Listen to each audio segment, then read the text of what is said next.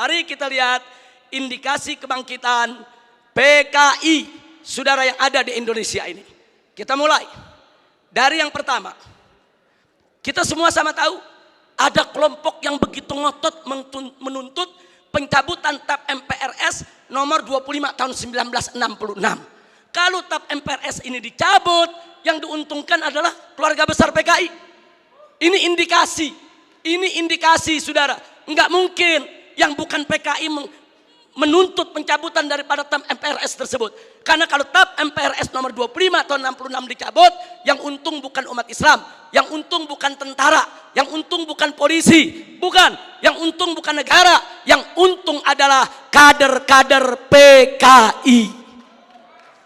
Nah, sekarang yang kedua, saudara, sebelum tahun 1998, sejarah pengkhianatan PKI di Madiun 1948 maupun G30 SPKI 1965 itu tercantum, diceritakan dalam sejarah Indonesia, masuk dalam kurikulum. Jadi dari tahun 1965 sampai 1998 sejarah pengkhianatan PKI merupakan bagian daripada kurikulum pendidikan untuk pelajaran sejarah Indonesia. Tapi begitu masuk reformasi 98, saudara, pelajaran tentang pengkhianatan PKI baik di Madiun 1948 maupun G30 SPKI 1965 dihapuskan dari kurikulum pendidikan. Saya bertanya-tanya, siapa ini manusia yang punya kekuatan bisa menghapus materi pengkhianatan PKI dari kurikulum? Ini bukan seorang biasa, saudara. Dia punya kekuatan politik, dia punya kekuatan ekonomi, dia punya kekuatan sosial. Kalau hanya rakyat jelata biasa, nggak mungkin dia bisa menghapus daripada pelajaran pengkhianatan PKI dari kurikulum pendidikan Indonesia, saudara. Dan dampaknya serius. Sejak tahun 98 sampai hari ini, saudara. Sampai hari ini, saudara, apa yang terjadi? Yuk mari kita lihat, saudara. Anak-anak SD, SMP, SMA yang di tahun 98, saudara, baru mulai mencicipi sekolah, mereka nggak dapat lagi pelajaran tentang pengkhianatan PKI. Jadi dari tahun 98 sampai hari ini, generasi muda kita yang umurnya sekitar 25 sampai 27 tahun, mereka nggak tahu apa dan bagaimana PKI, saudara. Saudara, ini kurikulum ini penting. Kurikulum ini membentuk daripada ideologi bangsa. Kurikulum ini membentuk pemikiran filsafat bangsa. Kalau sudah dihapuskan dari kurikulum, jangan kaget kalau anak-anak muda kita saat ini umur 20-an, saudara, 25 atau 27 ke bawah, tidak ada yang tahu PKI. Bahkan mereka merasa bangga pakai kaos dengan gambar Palu Arit karena ketidaktahuan mereka, saudara. Sebelum tahun 98, saudara, televisi nasional khususnya TVRI setiap tanggal 30 September selalu memutar ulang film tentang pengkhianatan G30 SPKI. Hingga dari Sabang sampai Merauke, dari gunung sampai ke lembah, orang di kampung-kampung nonton film tersebut, saudara. Mereka tahu betapa biadabnya PKI, betapa zolimnya PKI, betapa pengkhianatan yang dilakukan oleh PKI. Tapi sayang sejuta sayang, setelah reformasi tahun 98 tidak ada satupun stasiun televisi sampai hari ini yang berani menayangkan kembali daripada film pengkhianatan G30 SPKI, saudara. Ada apa? Siapa itu orang yang bisa nakut-nakuti televisi? Siapa itu orang yang bisa neken media televisi? Siapa itu orang yang menguasai media di kita punya negeri sampai media takut, nggak berani untuk menayangkan film itu kembali, saudara? Nah, ini fakta, ini merupakan indikasi kebangkitan PKI yang tidak terbantahkan. Omong kosong kalau ada mengatakan PKI tidak akan bangkit. Omong kosong kalau ada mengatakan PKI akan bangkit atau PKI ini sudah final tidak akan bangkit lagi. Omong kosong, saudara. PKI sedang bergerak, PKI akan bangkit kembali, PKI akan melibas kita semua kalau kita tidak merapatkan barisan dari sekarang, saudara. Dulu sebelum 98 ada Litsus, penelitian khusus bagi pejabat publik di Indonesia, saudara. Seseorang ingin jadi gubernur, ingin jadi kepala daerah, apalagi mau jadi menteri, saudara. Ada penelitian khusus. Siapa dia? Bagaimana ideologinya? Apa keterkaitannya dengan PKI, saudara? Kalau terbukti ada keterkaitan dengan PKI, apalagi mengusung ideologi PKI, tidak akan pernah dilantik oleh negara sebagai pejabat publik, saudara. Tapi semenjak tahun 1998, Litsus ditiadakan. Nah, kemudian baik yang kelima, saudara, putra-putri PKI keturunannya masuk ke partai-partai politik, masuk ke instansi lembaga-lembaga negara, saudara. Dan dari sanalah, saudara, mereka mempengaruhi kebijakan-kebijakan untuk keuntungan PKI. Baik, yang keenam, mari kita lihat lagi, saudara. Kita tidak boleh menutup mata. Sejak tahun 1998, begitu banyak buku-buku yang membela PKI. Dibagikan secara gratis. Dijual dengan bebas di toko-toko buku, saudara. Pemerintah kita nggak mampu untuk melakukan tindakan apapun. Real, fakta, saudara. Bahkan ada satu anggota dewan, pimpinan satu komisi di DPR RI, saudara, begitu bangga mengarang buku mengatakan dengan judul "Aku Bangga Jadi Anak PKI". Nggak sampai di situ, bahkan dia karang buku lagi dengan judul "Anak PKI Masuk Parlemen". Seolah-olah dia ingin meledek semua yang anti PKI. Manusia-manusia Indonesia yang anti PKI, ada urusan apa dengan kalian? Aku bangga jadi anak PKI. Bangsa Indonesia yang anti PKI, ada apa dengan kalian benci PKI? Ada apa musuh PKI? Aku anak PKI masuk parlemen dan aku bangga menjadi anak PKI. Innalillahi wa inna ilaihi rajiun. Ini indikasi. Yang ngomong yang sebelah sana. Mari kita lihat yang nomor 7. Saudara, adanya usulan RUU KKR, Komisi Kebenaran dan Rekonsiliasi. Ini juga tidak lepas dari peran-peran untuk kepentingan PKI. Kemudian yang ke-8, bagaimana Komnas HAM, luar biasa, saudara. Berikut LSM liberal yang menjadi LSM komprador. Saudara, yang bersuara untuk kepentingan asing, juga mereka semua bersuara untuk membela PKI. Yang ke-9, maaf saudara, ya ada bantuan Cina kepada Indonesia, berikut kompensasinya. Saya tidak campur urusan ekonomi negeri ini, saudara. Tapi kalau sudah bantuan dari negara komunis Cina ke Indonesia dengan kompensasi tenaga kerja yang masuk Indonesia, wajib untuk diwaspadai, saudara. Nah, kemudian jangan lupa yang ke-10, saudara, ada beberapa parpol, bukan satu, yang terang-terangan mengirim kader-kadernya ke Republik Rakyat Cina untuk ikut pendidikan politik. Mereka dididik oleh Partai Komunis Cina, saudara. Ada apa? Ya, itu hak partai tersebut, itu hak pribadinya, saya tidak ikut campur. Tapi saya sebagai bangsa Indonesia punya hak untuk mewaspadai partai-partai yang menjalin kerjasama dengan Partai Komunis Cina, saudara. Yang ke-11, di mana-mana ada seminar, ada temu kangen, saudara. Di mana-mana ada temu kangen PKI, seminar PKI, saudara. Sementara, saudara, dari pihak aparat keamanan setengah hati untuk membubarkan mereka, saudara. Berapa kali di Taman Ismail Marzuki mereka menggelar acara, bikin kegiatan, saudara. Ada bentrokan dengan gerakan bela negara, dengan laskar-laskar FPI di beberapa tempat, saudara. Ada apa? Ada lagi anggota-anggota dewan yang merupakan kader PKI menggunakan kunjungan kerja mereka untuk membuka temu kangen kader PKI sebagaimana terjadi di Banyuwangi beberapa waktu yang lalu, saudara. Yang ke-12, pembentukan Ormas Orsospol yang berafiliasi kepada PKI, pemutarbalikan sejarah PKI dan lambang PKI, saudara. Saat ini di kalangan selebritis kaum muda, dan maaf, sampai Menko Polhukam, maaf, harus saya sampaikan, saudara. Begitu kami protes adanya kaos-kaos berlogo PKI, Pak Menko mengatakan, saudara, tentara dan polisi tidak usah over, jangan berlebihan. Jangan kalau ada logo PKI dianggap PKI. Ini kan cuma tren anak muda. Logo PKI itu termasuk sosialisasi lambang PKI. Itu dilarang, saudara, oleh TAP MPRS nomor 25 tahun 66, dilarang juga oleh Undang-Undang nomor 7 tahun 27 tahun 99, dilarang juga oleh TAP MPR RI nomor 1 tahun 2003, dan dilarang oleh KUHP pasal 107 A, B, C, dan D serta E, saudara. Nggak bisa. Kalau itu sudah masuk larangan, seorang Menko Polhukam tidak berhak melindungi logo Palu Arit hanya dengan alasan itu adalah tren kaula muda, saudara. Takbir, Allahu Akbar, merdeka.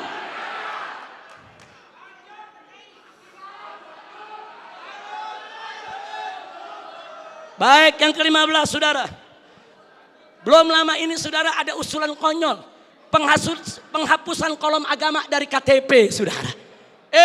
Kalau kolom agama dihapuskan dari KTP, saudara, maka ini merupakan kesempatan bagi kalangan ateis, bagi kalangan PKI untuk tidak lagi mencantumkan agamanya, saudara. Ini berbahaya, ini merupakan indikasi kebangkitan PKI. Baik, yang ke-16, saudara. Dorongan untuk minta maaf kepada PKI. Ada apa? Saya ditanya sama wartawan, Habib Rizik, ini bagaimana sikap FPI kalau presiden sampai minta maaf kepada PKI?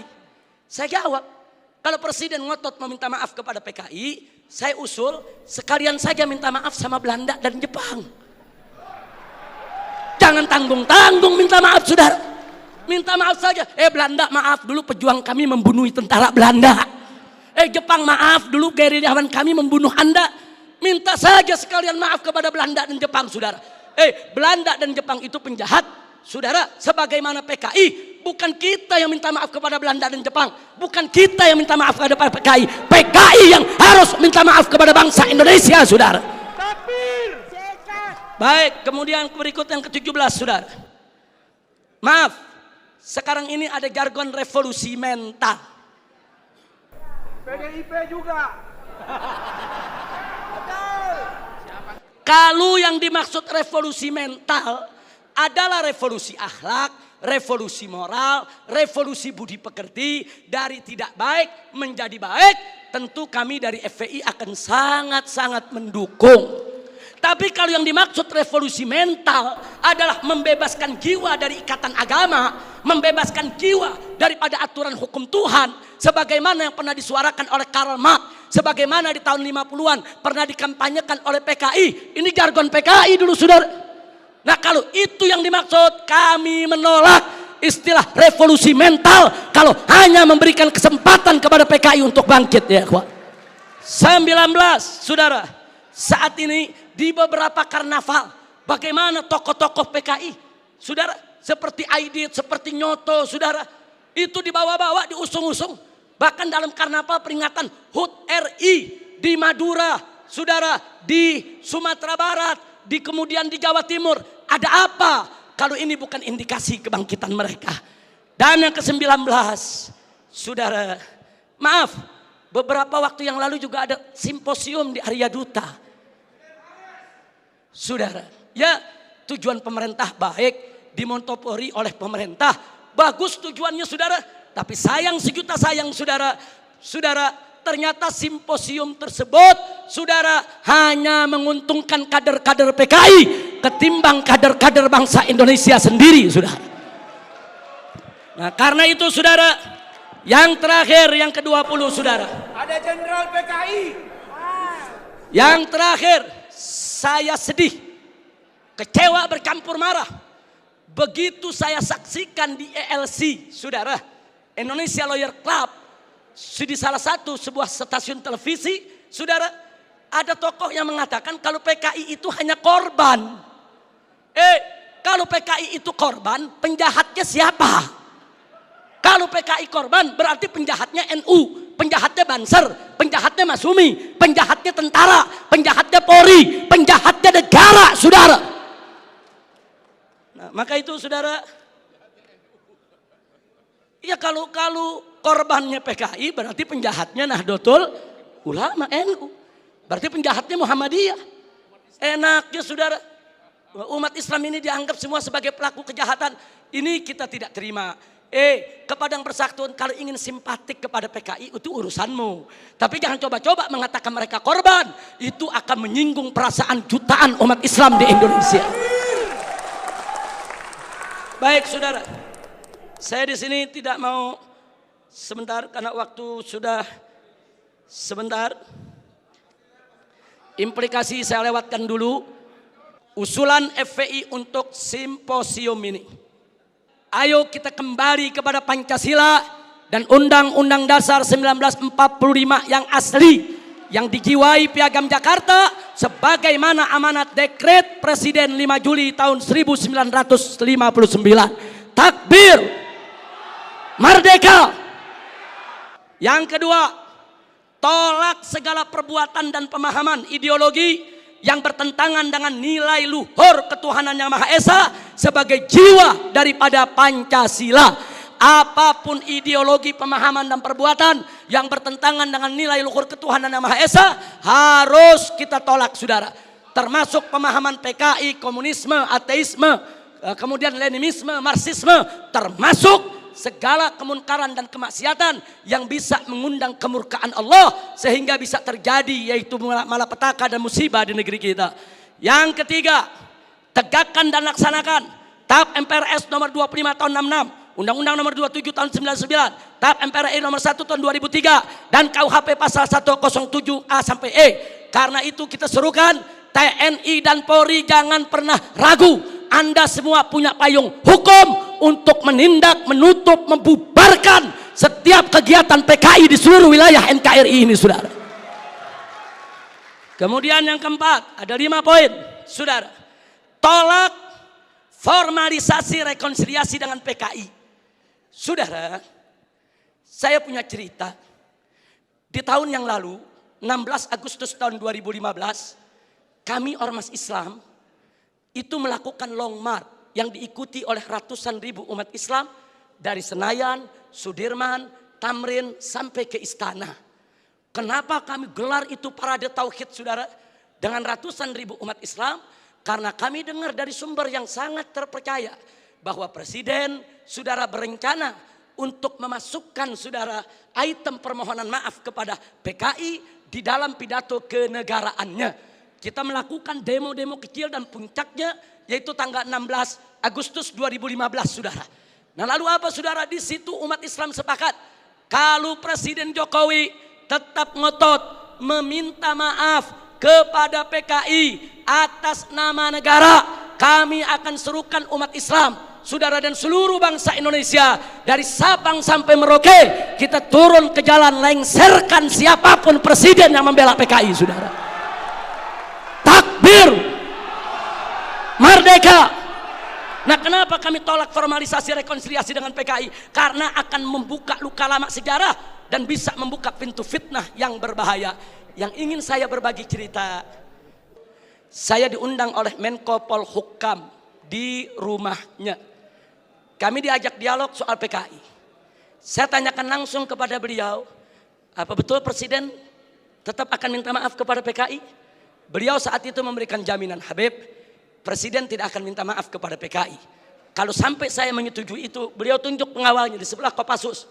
Ini anak buah saya Kopassus akan tembak kepala saya. Nah, terus saya tanya lagi, saudara, kepada beliau, baik, tapi saya dengar Anda dapat tugas khusus dari Presiden untuk mencari formulasi rekonsiliasi nasional berkaitan dengan PKI. Nah, beliau jawab betul. Jadi beliau tidak menafi, saudara, betul. Saya dapat tugas bagaimana mencari formulasi rekonsiliasi kita dengan PKI. Baik, saya tanya, itu maksud rekonsiliasi itu apa, Pak? Tujuannya apa? Apa tujuannya? Oh, dikatakan supaya tidak ada dendam di antara kita, supaya kita hidup damai. Oh, kita tolak, saudara. Tidak perlu rekonsiliasi yang formal. Sebab, saudara, rekonsiliasi secara alami telah berjalan di tengah masyarakat antara PKI dengan bangsa Indonesia, saudara. Artinya hari ini seluruh kader-kader PKI, keturunan PKI sudah mendapatkan hak sosialnya, hak sipilnya, hak budayanya, hak politiknya, hak ekonominya. Mereka minta apa lagi? Mereka jadi pejabat bisa, jadi pengusaha bisa. Mereka udah gak diganggu oleh umat Islam, saudara. Itu rekonsiliasi alami, saudara. Tinggal kita minta kepada keturunan PKI tersebut, silakan kalian berkarya, silakan kalian ini berkarir, silakan kalian berjuang untuk bangsa ini. Tapi satu syarat, kami tidak akan ganggu kalian jadi pejabat, jadi bisnismen, jadi pengusaha. Tidak. Tapi syarat, jangan lagi bangkitkan ideologi komunis. jangan lagi bangkitkan partai komunis di Indonesia. Nah, tapi sekarang mereka minta lebih. Mereka minta partai komunis dipulihkan kembali dan lebih kurangi ajarnya lagi, saudara. Mereka minta negara minta maaf kepada mereka. Ini rekonsiliasi macam apa?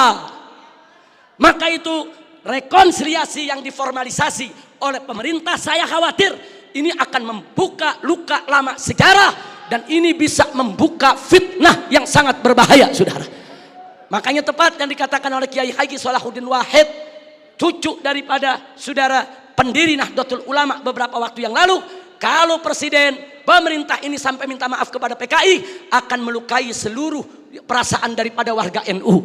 Dan saudara, lebih telak lagi yang disampaikan oleh anggota Dewan Pertimbangan Presiden, yaitu Kiai Haji Hasim Muzadi. Beliau sampaikan langsung kepada Bapak Presiden, kalau Bapak minta maaf kepada PKI, bukan hanya NU yang terlukai, seluruh umat Islam bangsa ini akan terlukai. Ini bahaya, ini negeri udah damai, udah tenang. Kita nggak ribut-ribut lagi soal PKI, saudara. Kenapa mau dikorek-korek lagi luka lama, saudara? Nah, karena itu, saudara, kalau ada usulan bongkar itu kuburan massal yang isinya PKI, apa seluruh kuburan mau dibongkar? Kuburan kiai-kiai, santri-santri, saudara, umat Islam yang mereka sembelih, apa semua mau dibongkar? Apa semua juga mau dibangkitkan kembali, yaitu luka lama yang sudah ada? Ini pertimbangan tidak rasional, saudara.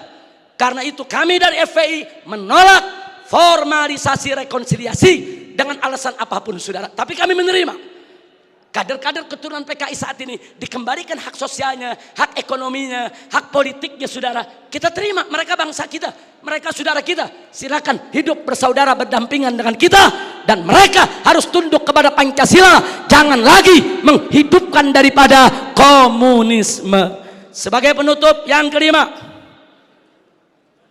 saudara, saya ajak semua yang ada di sini untuk menyerukan jihad konstitusional secara nasional melawan semua gerakan komunis dan neolib untuk selamatkan keutuhan negara kesatuan Republik Indonesia, saudara.